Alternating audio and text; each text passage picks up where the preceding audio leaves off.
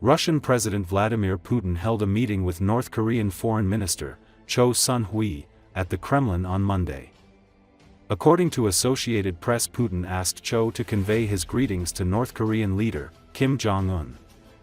"We had a detailed discussion in Beijing about our relations and development prospects. Everything is going according to plan," he added. Choe also met with Russian Foreign Minister Sergey Lavrov earlier on Monday.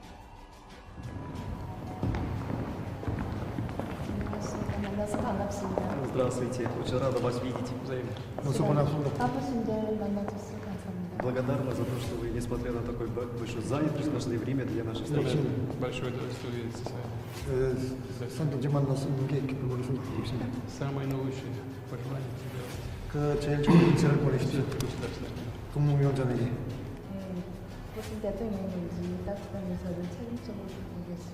Я ответственно доложу ваш теплый привет товарищу председателю государственных дел, товарищу Чону. Спасибо. Мы с ним в Пекине поговорили подробно о наших отношениях, о перспективах развития. Все идет по плану. Самое наилучшее пожелание. 우리 베이징에서 만나서 우리의 관계 발전에 대해서 자세한 이야기를 나눴습니다.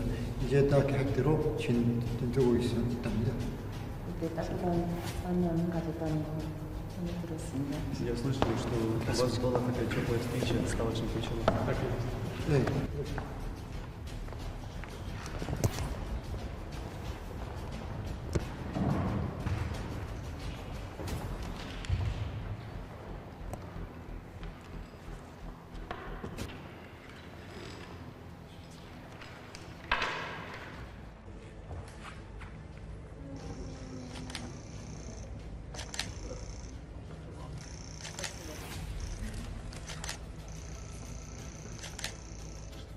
Хорошо. Кто переводит?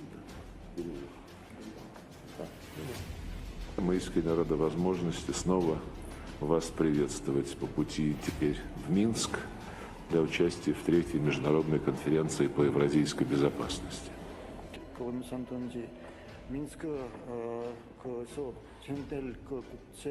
Наше с вами участие в этой важной конференции, несомненно, будет способствовать продвижению нашей общей задачи построения справедливого миропорядка, в том числе в Евразии.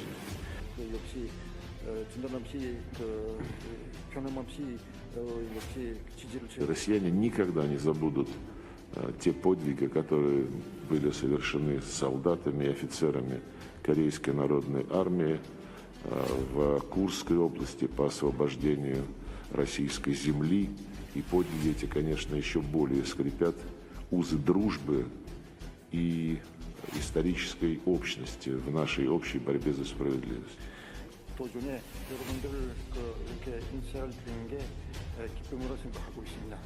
Ну и сегодня с вами рассчитываю продолжить разговор, который, конечно же, касается ключевых компонентов нашей двусторонней повестки дня.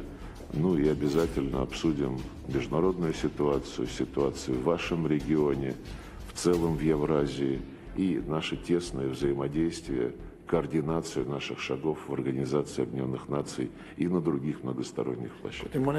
Близость между Пхеньяном и Москвой, теплоту чувства дружбы между... 지난 7월 원산에서 제2차 저로 외무상들 사이 전략 대화가 진행된 지 3개월밖에 지나지 않았지만 서로 쌍무 관계에서는 각 방면에서 적지 않은 성과들이 이룩되었습니다. 러시아 안전 문제 보전 회의에서 참가하기로 한 국가 주권과 영토 완종, 국제적 정의를 수호하고 강력한 러시아 건설 위협을 성취하기 위한 러시아 지도부의 정책을 변함없이 지지하며 서로 국가 간 저약의 조항들을 성실히 이행해 나가려는 것은 조선민주주의인민공화국 정부의 확고부동한 대정책적 입장입니다. 다시 한번 초청에 사회복귀 합니다. Еще раз благодарна за приглашение. A Russian federal television channel made a surprising admission. One of the Kremlin's top propagandists, Olga Skabeeva, stated live on air that new US sanctions under Donald Trump are dealing a serious blow to Russia's ability to continue the war. doesn't really look like a comrade to our country. The decline in our oil revenues is a key issue in the context of the Russian budget deficit. And war is an expensive affair, Skabeeva said, effectively admitting that Russia's economy can't keep up with military spending. She stated that the US president's sanctions are depriving Moscow of key sources of income. They're deliberately and systematically extorting money from our country. Zelensky is hammering our refineries, and Donald Trump has imposed anti-Russian sanctions on our country's two main oil giants. Of course, both India and China will have problems, and if they have problems, who will we sell to? The propagandist said. She emphasized that what is happening cannot be called a trifle. It's not all that clear-cut, and it's hard to say that this is just another trivial, insignificant issue. No, of course, it's not a trivial issue, and it's not even insignificant, Skabeeva stated. She thus also refuted the statement of Russian dictator Vladimir Putin, who insisted that sanctions would have no effect on Russia. The new sanctions will not significantly impact our economic well-being, the Russian leader said on October the 23rd.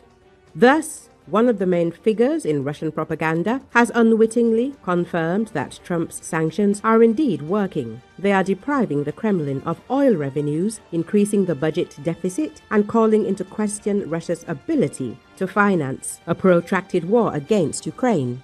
Recall, Kremlin spokesman Kirill Dmitriev made an emergency flight to the US Capitol and gave comments to Russian media right on the streets of Washington. His visit was Moscow's attempt to salvage dialogue with the Donald Trump administration after a sharp cooling of relations. Dmitriev stated that the language of pressure doesn't work in Russia's case and emphasized that Russia's national interests must always be clearly taken into account by the United States. He asserted that economic cooperation between the countries is only possible with respect for Moscow's interests. The envoy claimed that sanctions and other restrictive Western measures would allegedly not have any impact on the Russian economy and also threatened the United States with rising prices at gas stations. Dmitriev tried to blame Europe, including Ukraine, for the fact that relations between Russia and the United States are not working out. Dmitriev stated that during his current visit he intends to convey to the Trump administration that they cannot become Bidens. Dmitriev accused Kiev and the EU of disrupting peace dialogue and wanting to continue the conflict even though Russia itself refuses a ceasefire. According to media reports, Dmitriev is scheduled to meet with US Presidential Special Representative Steve Witkoff in Washington. This visit is a desperate attempt by the Kremlin to stem the deterioration of relations with Trump. The American leader, realizing that the Kremlin was uninterested in genuine peace talks and was demanding the impossible, complete control over Donbass, including territories to the Russian army had failed to capture, cancelled a planned meeting with Putin in Budapest. Following this, Trump imposed tough sanctions against Russia for the first time in his second term, hitting oil exports, the Kremlin's key source of revenue.